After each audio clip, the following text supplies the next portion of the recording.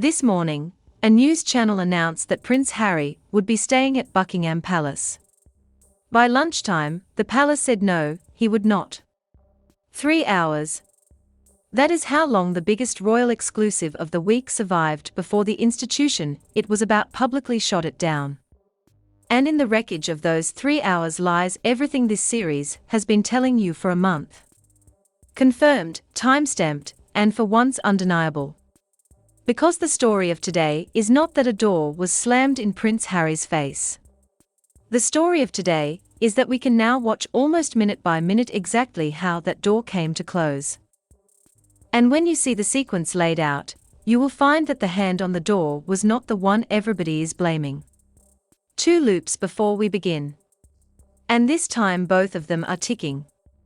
The first is a single sentence buried inside the extraordinary official statement issued by Harry's own spokesman this afternoon. A statement written in anger meant as an accusation which contains, if you read it slowly, a quiet, complete confession that concedes the palace's entire case. I will read you that sentence and I will show you the confession hiding inside it. And the second loop is a clock. It is set for 2 o'clock tomorrow afternoon, London time, when a judge of the High Court hands down the verdict in Harry's marathon case against the publisher of the Daily Mail, 14 counts, years in the making. And I am going to show you why that clock, and not any deadline about linen and staffing, is the real reason there will be no prince sleeping at Buckingham Palace tonight. Everything else is furniture. The clock is the room. Let us reconstruct it properly hour by hour, because the timeline is the story and nobody else is going to walk you through it honestly. Start on Friday. That, according to the palace side's account reported by the Daily Mail's royal editor, was the deadline. The king's offer of a stay at Buckingham Palace, an offer that had stood open, remember, 4 weeks, required an answer by Friday because a functioning royal residence does not simply absorb guests. Staffing, hospitality, protection arrangements inside the perimeter, all of it has to be stood up in advance, and Friday was the last day it could be. Friday came, Friday went, no acceptance. Then Saturday, and here the 2 accounts begin to diverge in a way that matters enormously. So track both. The Palisade side's version again, through the Mail, is that on Saturday the Duke actively declined the offer, said no thank you, and then mere hours later reversed himself and attempted to accept, by which point officials informed him the stay could not go ahead because the machinery had already been stood down. The Sussex side's version, delivered through the spokesman's statement, is that the Duke spent last week making alternative security arrangements following Ravik's refusal, and that once those arrangements were in place, he was able to formally accept the offer of accommodation for himself over the weekend. Hold that phrase, over the weekend. It is the sentence I promised you, and we are coming back to it. Then Monday morning today, and this is where the machine tore itself apart in public, Harry's team briefed its preferred outlets that the matter was settled, that the Duke had accepted that he would be staying at Buckingham Palace, citing direct discussions with his father. One channel ran it as a proud exclusive, its royal correspondent visibly delighted, painting the picture live on air. The palace, the focal point of the British monarchy, guarded around the clock by armed officers, as secure a building as exists in the United Kingdom. Harry, with in effect his own palace, a stone's throw from Clarence House and his father, freshly refurbished rooms days before the Invictus Games countdown event in Birmingham. It was for 3 hours a lovely story, a son under his father's roof again. And then the palace spoke and the exclusive died on the same channel that broke it. Its own news data returning to air to report that palace aides had denied the stay. That the Duke was understood to have missed the deadline, declined, and then changed his mind too late, and that it was now simply too late. Harry's office, the newsreader noted with the straightest of faces, continues to stand by its version. And then this afternoon, the statement, and I want to give this statement its full weight, because official spokesman statements from this camp are rare, and angry ones are rarer, and this one is angry. It expresses disappointment. It accuses Buckingham Palace of withdrawing the offer at the last moment. It notes that the palace spent last week briefing that the Duke had not accepted the accommodation, that he was meanwhile arranging his own alternative security after Ravek's refusal, and that once those arrangements were in place, he formally accepted over the weekend. And then it fires the shot that turns this from a diary squabble into a constitutional story. It is therefore disappointing. The statement says that the offer has now been withdrawn, with Tuesday's judgment in the Associated News case cited as the reason, and it twists the knife. Buckingham Palace, it notes, has been aware of that judgment date since last Thursday. It is therefore unclear why, having formally accepted the offer, it has now been withdrawn at the last moment. There it all is. The accusation, the timeline, the verdict named in the open by his own side for the first time. And now, before we adjudicate any of it, you and I are going to do the thing I promised in the first minute. We are going to read one sentence of that statement again very slowly, and watch a confession fall out of it. Here is the sentence. The Duke spent last week making alternative security arrangements. Once those arrangements were in place, he was able to formally accept the offer of accommodation for himself over the weekend. Now, unpack it clause by clause, remembering that this is his side's own chosen wording, drafted by professionals, released deliberately. First clause, he spent last week making alternative arrangements, meaning through the entire week in which the palace's Friday deadline was live, he was by his own account not answering. Not because the offer was unclear, not because the palace was unreachable, because he was pricing other options. Second clause. Once those arrangements were in place, he accepted, meaning the acceptance was conditional all along, not on the offer, but on his own parallel planning. He accepted Buckingham Palace when and only when his alternatives were sorted, which is to say, he treated an offer from the King of England to sleep under the most protected roof in the nation the way you or I treat a refundable hotel booking, something to hold in one hand while shopping with the other. And third, the timestamp his own statement volunteers over the weekend. The deadline per the palace account was Friday. His own statement says the acceptance came over the weekend. The accusation is that the palace withdrew at the last moment. The confession sitting inside the accusation, in his own spokesman's words, is that the acceptance arrived after the moment had passed. He is not disputing the lateness. He is documenting it. That is loop 1 closed. And notice that I did not need a palace source, a critic, or a single anonymous whisperer to close it.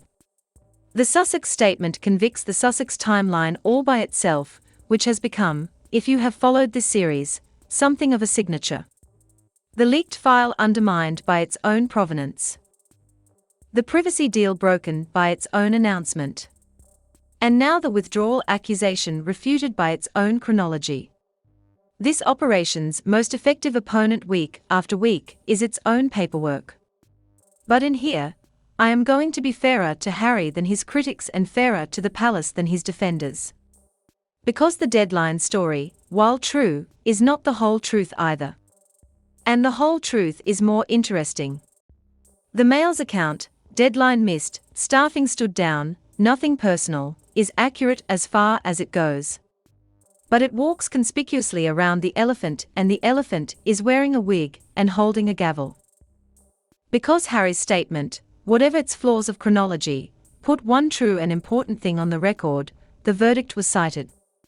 Somewhere in the communications between the two camps, Tuesday's judgment in the Associated News case was given as a reason the palace day could not happen.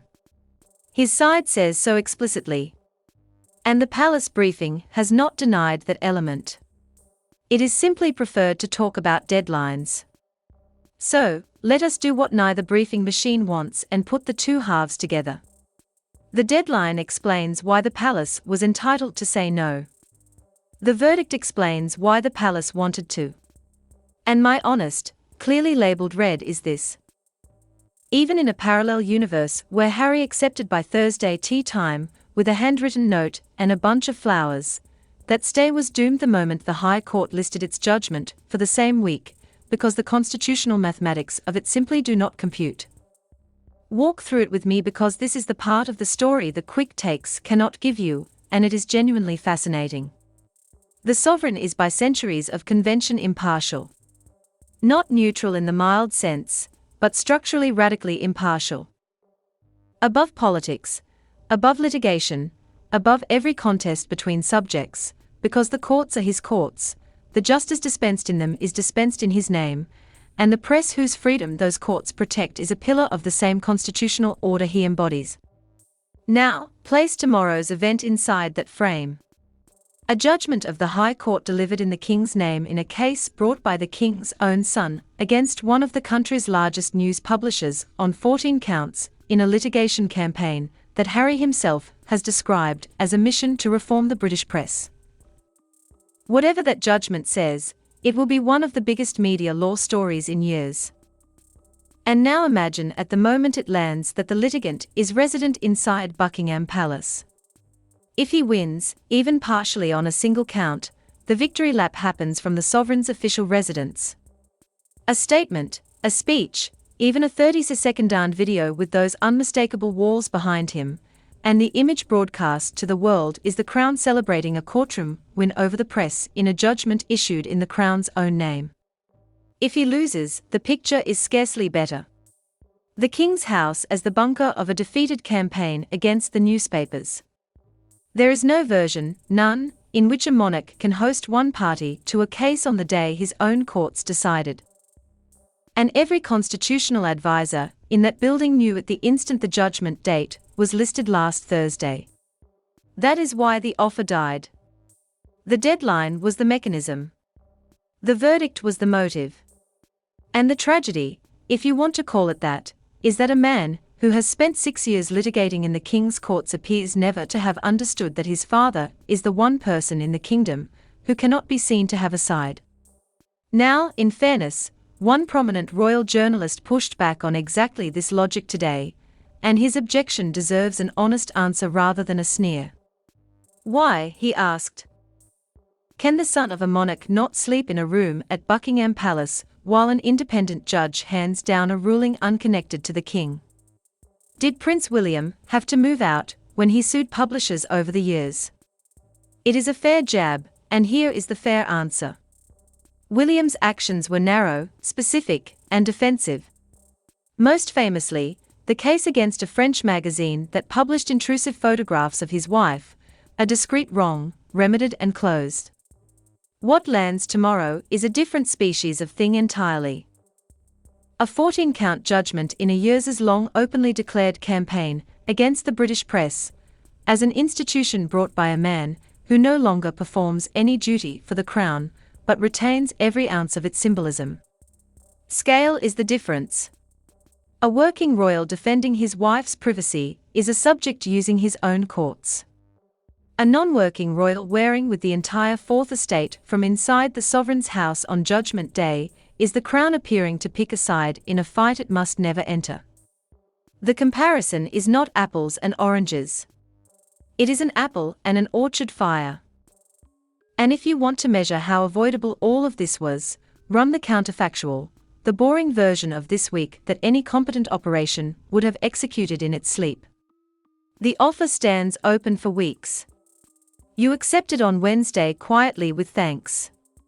You fly commercial into London with no itinerary published because publishing itineraries is how the last visit collapsed. You do your Invictus engagement in Birmingham, your evening at the Royal Hospital, Chelsea. You spend 2 private nights under the most protected roof in Britain. And somewhere in the middle of it, unannounced, unphotographed, a father and a son drink tea for an hour, and the world learns of it months later, if ever. When the verdict lands on Tuesday, your lawyers receive it at court as lawyers do, and you are nowhere near a palace backdrop, because your advisors, if you had advisors worthy of the name, would have told you in January that Judgment Week and palace residents cannot share a calendar. That version of this week was fully available. Every element of it was offered, scheduled, or standing by. It required only the one resource this operation has never possessed: the willingness to let something happen quietly. Instead, every single decision point, the deadline, the acceptance, the briefing, the statement was routed through maximum publicity. And maximum publicity in a week wired to a court judgment was a lit match carried through a fireworks warehouse. The boring version ends with grandchildren meeting their grandfather. The actual version ends with a spokesman's statement. That distance between the week that was available and the week that happened is the truest measurement of this operation that has ever been taken. Which brings us to the casualties of the morning. And the first of them is the media itself. Because today was the clearest demonstration yet of something this series has been circling for weeks.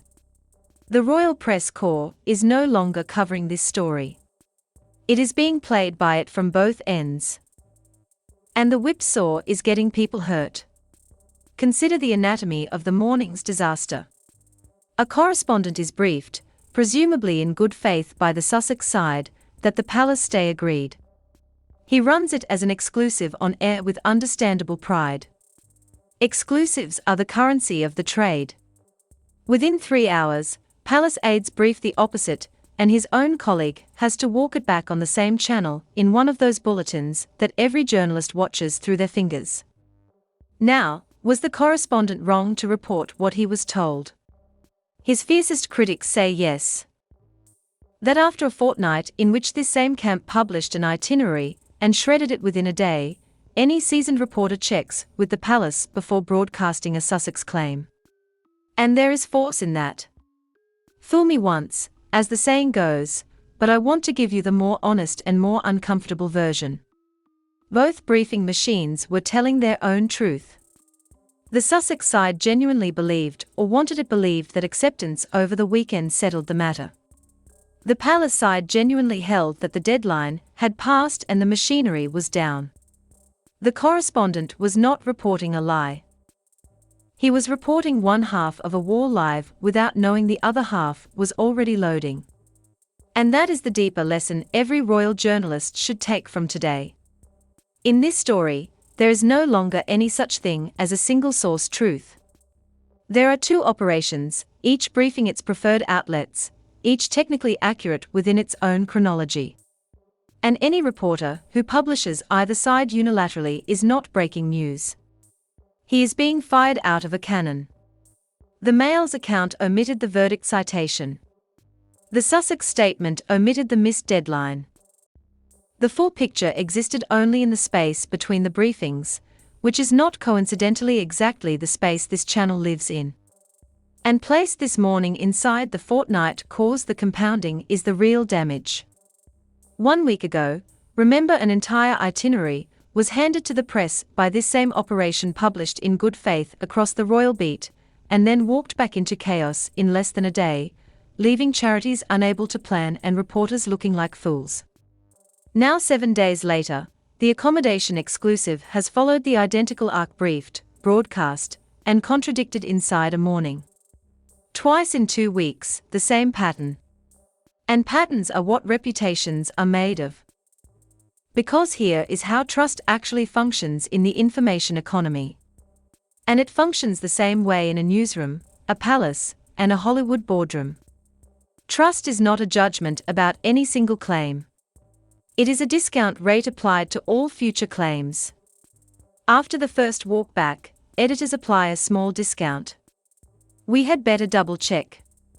After the second, the discount becomes structural. Nothing from that camp runs without palace confirmation ever again, which as of today is the openly stated policy of half the Royal Press Corps. And the discount does not stay in journalism. The same fortnight has been watched with professional interest by every studio, publisher, and platform that might ever contemplate another Sussex deal.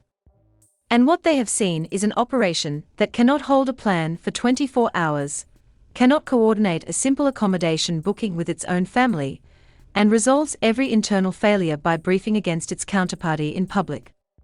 In any industry on earth, that is the profile of a partner you do not sign. The committee refused them protection weeks ago. This fortnight, something larger and quieter refused them credibility. And unlike protection, credibility has no appeals process. And then there is the diary. Because while the accommodation drama consumed the morning, a quieter and far colder story was being placed through a different outlet, and it may matter more than everything else combined. The royal editor of the Daily Mirror, reporting with the kind of authority that signals a sanctioned palace steer, revealed that royal sources are describing the entire Sussex travel drama as their word tiresome. That the king has not altered and will not alter his plans for a full slate of engagements and private meetings every day all of next week. That there is irritation at the failure to communicate travel plans or answer the invitation in time, and that it would now be, quote, immensely difficult to arrange a meeting between the king and his son due to the last-minute changes. One insider put the institutional mood in a single sentence: "This whole business has become incredibly tiresome, and it remains unresolved less than 24 hours before the Duke is supposed to be arriving. The king takes his public work incredibly seriously, and there will be no last-minute deviations to his plan. Learn to read palace language, because it is a dialect all its own, and that briefing is written in its iciest register. Private meetings every day, all week is not a schedule. It is a moat. Nothing needs to appear in the court circular for a king's diary to be declared immovably full. And a diary declared immovably full on the eve of a son's arrival is a message that requires no translation. But I will translate it anyway: the reunion, the entire emotional engine of this visit, the grandchildren, the healing, the hoped-for embrace that every briefing from the Sussex side has dangled for a month, is as of tonight not on the schedule, and the palace wants that known, which is why the steer went out now. Can a father overrule his own motive course? One phone call from Clarence's house, and a private meeting happens. Diary or no diary. And Harry's camp keeps emphasizing that his communication is directly with his father. Palace machinery be damned. So I will not tell you the door is bolted, but I will tell you what today's choreography says. The institution has moved from accommodating this visit to managing it to now visibly insulating the sovereign from it in the space of 1 week. And institutions do not insulate their principal from things they expect to go well. Meanwhile, through the deputy royal editor of the Daily Telegraph, an outlet with a direct line to the Sussex operation, came the view from the other side of the Atlantic. And it is worth hearing in full because, even filtered through friendly sourcing, it describes a camp in open disarray. The Duke's own schedule, we are told, is not in doubt, but his family's plans are uncertain. This was never meant to be one of his routine solo visits. He was bringing Archie and Lyot in the fervent hope, the reports phrase, of orchestrating a long-awaited reunion with the king alongside the public events, the Invictus Countdown on Friday, and an engagement at the Royal Hospital, Chelsea. But the security provision on which the family had pinned their hopes was denied, leaving the Duke, and I am quoting the sympathetic version, remember, in a quandary. Repeatedly changing his mind about the best course of action, who to bring, and where to stay.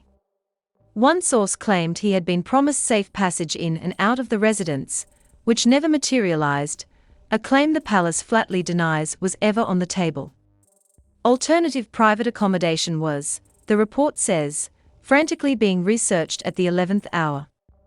And in the detail that should have led every story that quoted it, the Duke received multiple briefings last week from his private security team outlining his various travel options. And wait for it, the cost implications of each. The cost implications of each. There it is again. The quiet narrator of this entire series, Money, walking through the middle of a sympathetic briefing without anyone apparently noticing what it was carrying.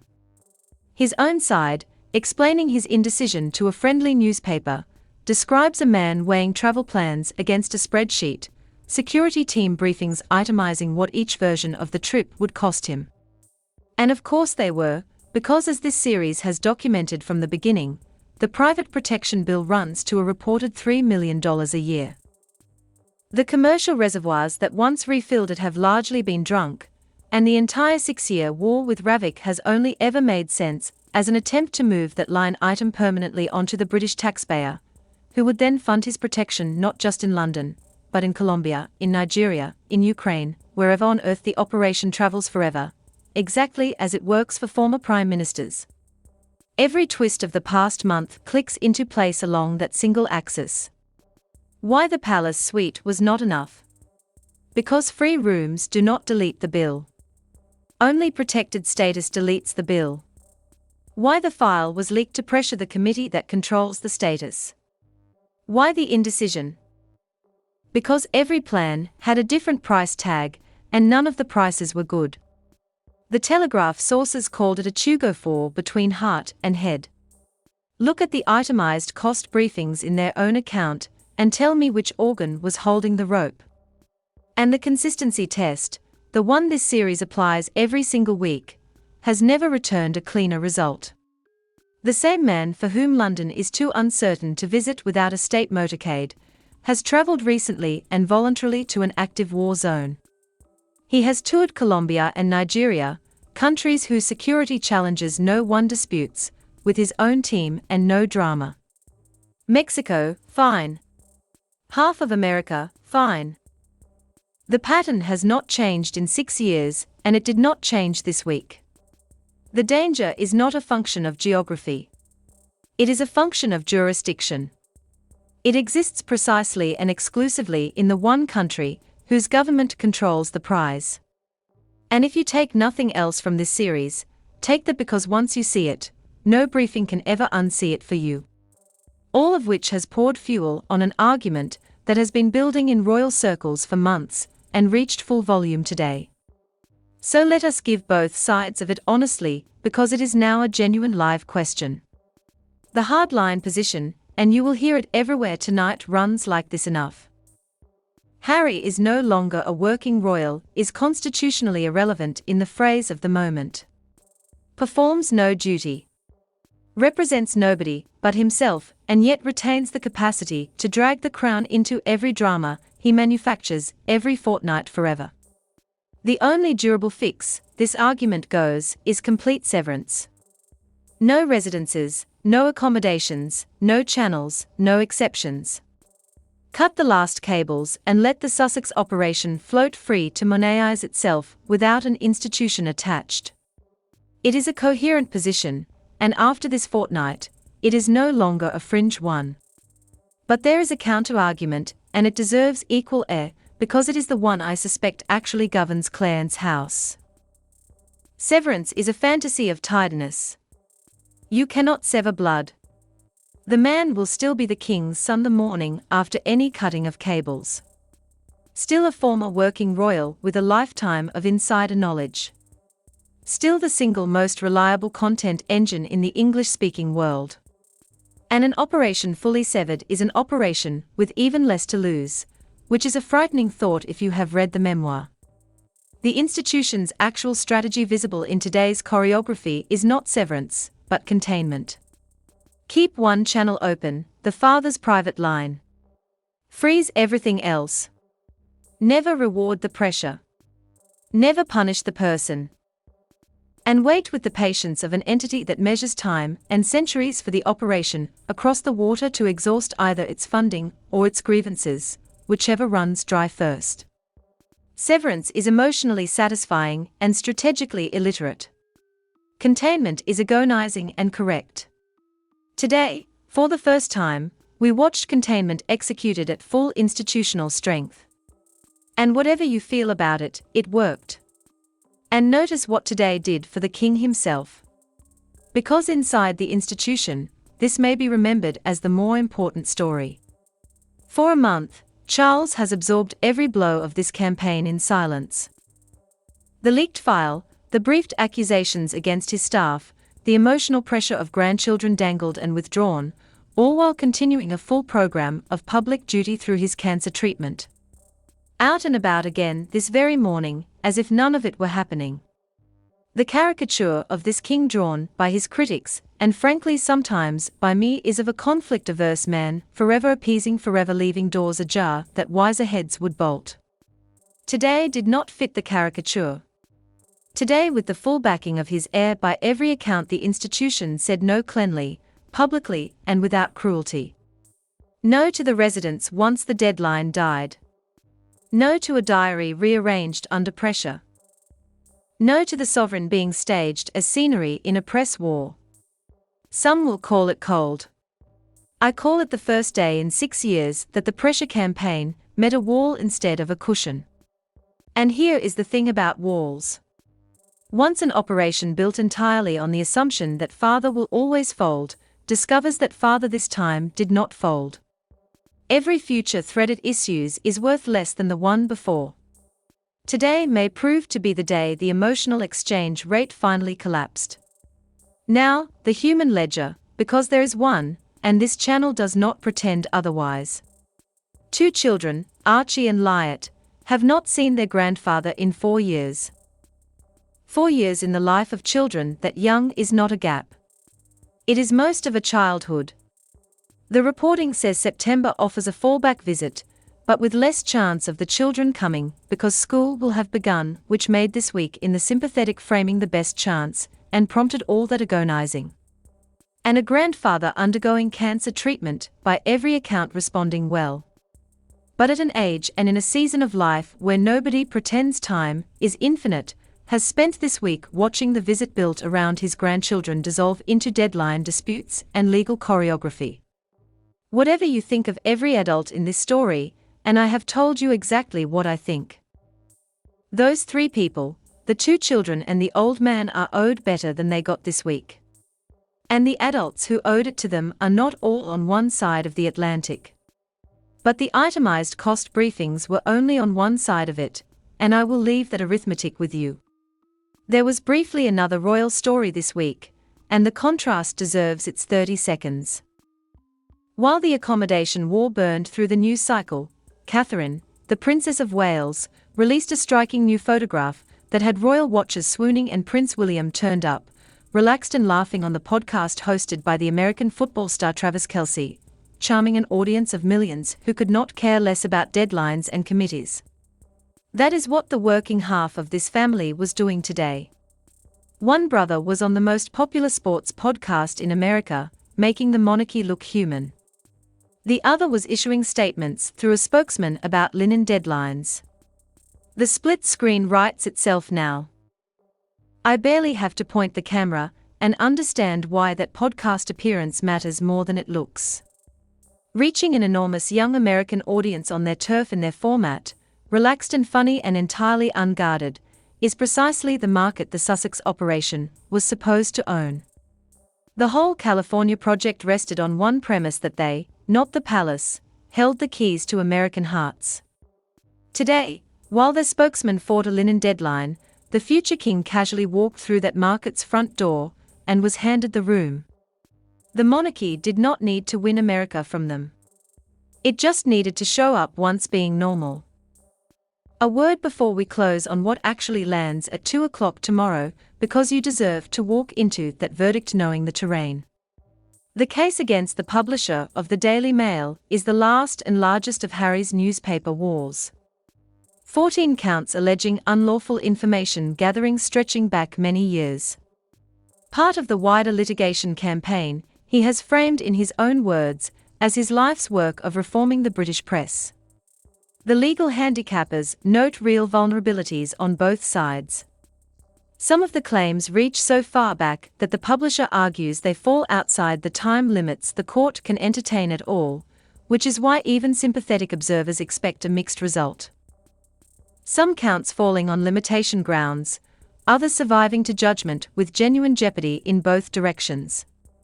For the Mail, an adverse finding on even a handful of counts would be a generational blow to the biggest beast of British journalism. For Harry, a loss after the fanfare, the costs, and the years would be the third leg of a devastating tripod. The security case lost, the homecoming collapsed, the press war repelled, all within a single season. And a win, even a partial one, delivers its own poison, because it hands him a triumph he can now celebrate from nowhere more resonant than a hotel suite. The palace backdrop, having been withdrawn precisely to deny that image. Tomorrow is the rarest thing in this saga, a genuinely unpredictable day. And whichever way it breaks everything around it. Take stock finally of the ironies this single day produced, because they deserve a museum wing of their own. A man who fled Britain citing press intrusions spent the day communicating with his family exclusively through the press. A man suing newspapers for invading his privacy had his accommodation arrangements, his indecision, and his security costs laid out in 3 different newspapers by his own briefers. A man who demanded the world respect his family's privacy issued a public spokesman statement about a private conversation with his father. And a man whose stated dream is to come home was kept out of his family's house. In the end, not by any courtier, any committee or any conspiracy, but by the calendar of a lawsuit he chose to file. 6 years of blaming institutions and the weeks every wound was catered, prepared and served by his own operation.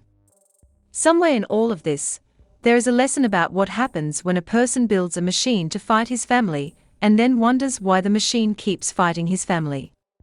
And the lesson is that machines do not know when you have changed your mind. So the final ledger and the loops in order. Loop 1, the sentence, the spokesman's statement drafted as an accusation of last-minute withdrawal contains its own reputation. He spent last week arranging alternatives, and accepted only once they were in place over the weekend. Which is to say after the Friday deadline, his side does not even dispute existed. The palace did not withdraw an accepted offer. It declined a late one. His own chronology says so. Case closed by the defendant. Loop 2. The clock. 2 o'clock tomorrow afternoon London time. The High Court delivers judgment on all 14 counts in the case against the publisher of the Daily Mail.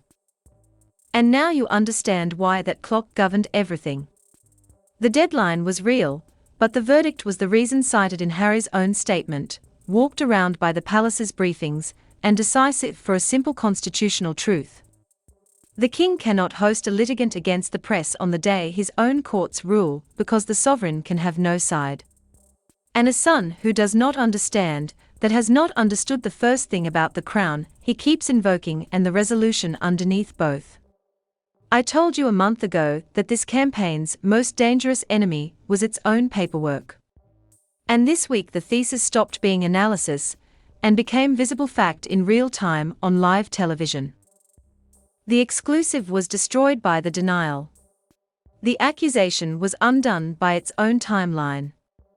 The reunion was frozen out by a diary and the roof, the one thing on offer that was real, warm, and free. The actual room in the actual palace was lost to a court date that his own lawsuit created. Read that last part again, because it is the perfect, almost unbearable summary of the entire 6 years. Prince Harry could not stay at Buckingham Palace this week because of a judgment in a case that Prince Harry brought. The door was not slammed. The door was open for weeks. He priced it against alternatives until the deadline passed. And then his own litigation made reopening it constitutionally impossible. Nobody in that palace closed the door on Harry. Harry sued the hinges off it. Tomorrow at 2, the clock strikes and everything changes shape again. Win or lose, on 1 count or 14, the verdict lands while the visit hangs in the air. And I will be live with the full judgment, what it really means, and what it does to the wreckage of this homecoming within the hour. 6 years of litigation, 1 afternoon, and you and I have front row seats. Do not be late.